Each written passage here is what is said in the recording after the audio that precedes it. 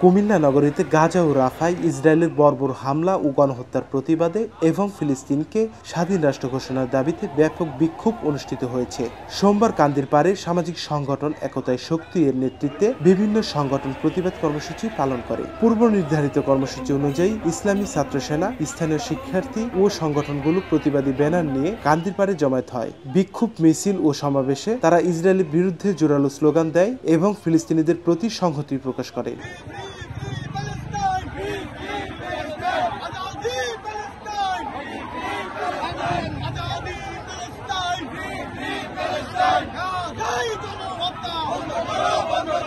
প্রতিবাদকারীরা Israeli পণ্য বর্জন ও ফিলিস্তিনি জনগণের স্বাধীনতা ঘোষণার দাবি জানান। এই বিক্ষোভে অংশগ্রহণকারীরা আন্তর্জাতিক সম্প্রদায়কে ফিলিস্তিনিদের পক্ষে কার্যকর ভূমিকা রাখার আহ্বান জানান।